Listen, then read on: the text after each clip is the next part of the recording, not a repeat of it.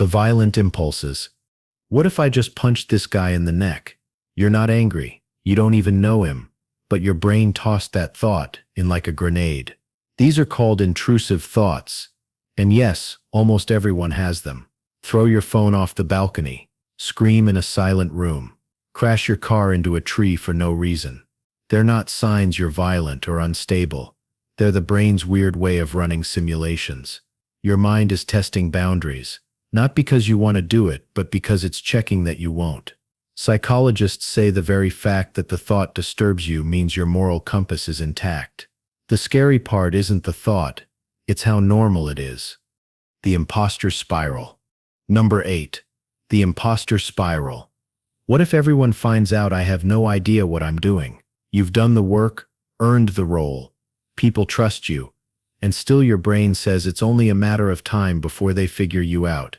That's imposter syndrome, the persistent fear of being exposed as a fraud, despite clear evidence of your skills and accomplishments.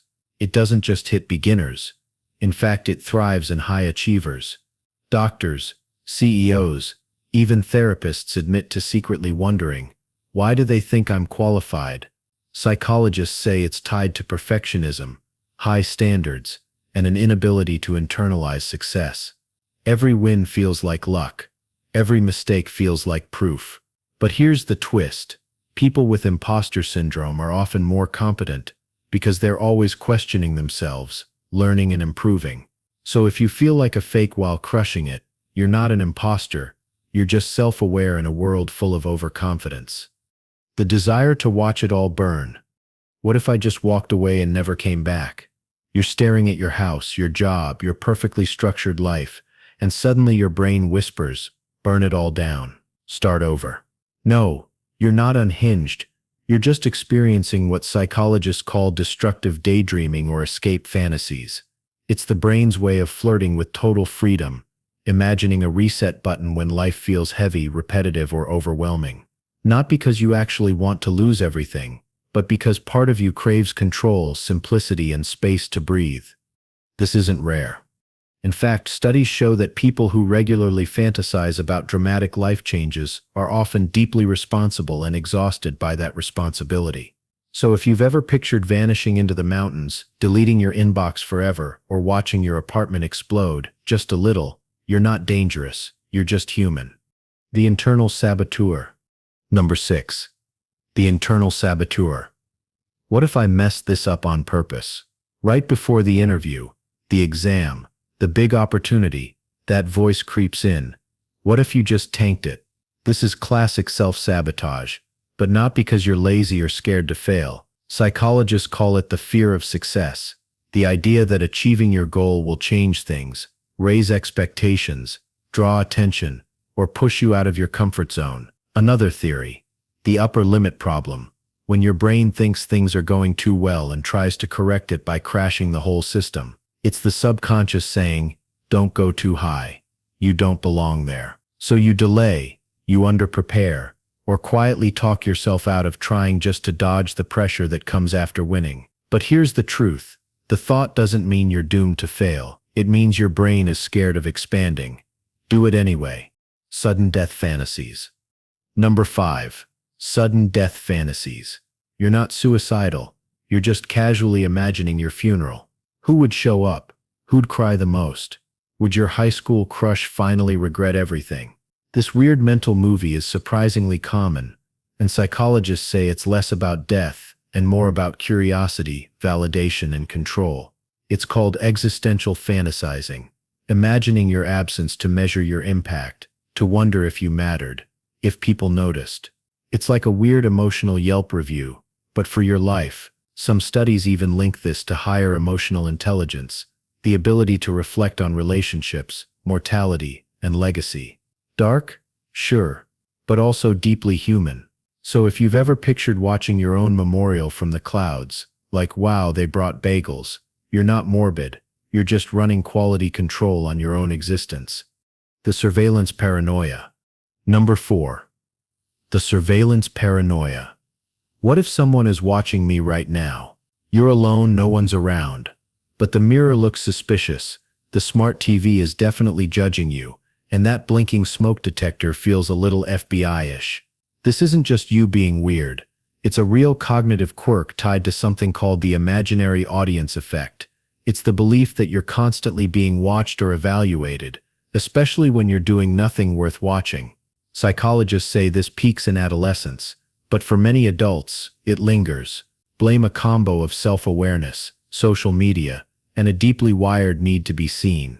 And then there's the darker twist, a subtle version of Truman Show delusion, the belief that your life is secretly a reality show or simulation, and everyone else is in on it. The secret wish to be pitied. Number 3. The secret wish to be pitied.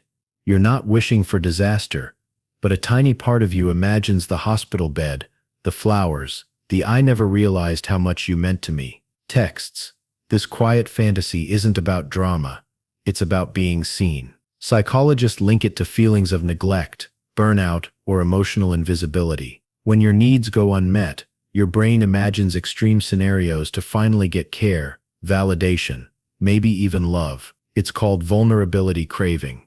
The idea that being visibly broken might be the only way to get support, especially if you've been taught to hide your struggles or be strong all the time. No, you don't want to be hurt, but you do want someone to notice when you're not okay. And sometimes, that fantasy is the only place it feels safe to ask for help. So if you've ever daydreamed about a tragic fall with just enough bruising for sympathy, you're not twisted. You're tired of being strong in silence. The urge to laugh at the worst possible moment. Number 2. The urge to laugh at the worst possible moment. The room is silent, someone's crying, or you're at a funeral, and suddenly your brain goes, "What if I laughed right now? Worse, what if I can't stop?" This is called incongruent effect, or more casually, nervous laughter. It's when your emotional response doesn't match the situation. It's not because you're a monster. It's because your brain is short-circuiting under pressure. Laughter can act like a pressure valve, a weird, uncontrollable way of coping with discomfort, fear, or grief. It's your nervous system going, "This is too much, and let's throw in a giggle so we don't implode." Studies show it's more common in empathetic people who feel overwhelmed by other people's pain. Ironically, the more you care, the more your brain panics and tries to lighten the mood in the worst way possible. So if you've ever had to chew your lip at a tragedy, congratulations, you're human.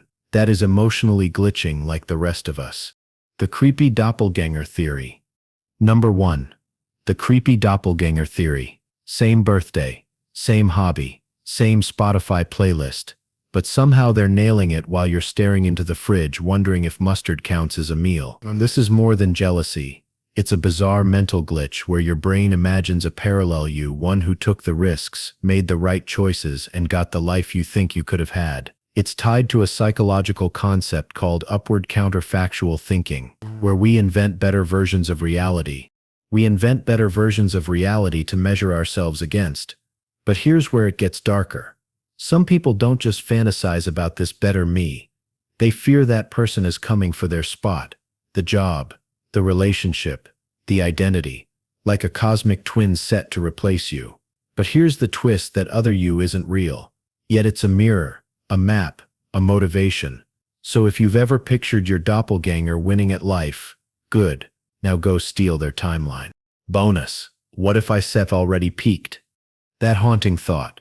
What if my best moment already happened and I didn't even notice? Like senior prom was the climax, and it's just slow credits now. This fear is surprisingly common, especially in the age of highlight reels and viral success stories. We see 22-year-olds on yachts and think, "I'm behind. I missed the wave." It's tied to nostalgia, comparison, and the myth that life is a straight line. But real life is weird. People peak at random. Grandmas go viral. College dropouts become CEOs. And Colonel Sanders didn't start KFC until he was 65. Vera Wang didn't design her first dress until 40. And yes, some people peak in high school. But if you're worried about it, you probably didn't. This anxiety isn't proof that you've peaked. It's proof that you're still dreaming of more. Which means your best moment might not be a memory. It might be your next chapter. Thanks for watching. These thoughts can be funny but also kind of real. Which one felt the most familiar? I'd love to hear your take in the comments.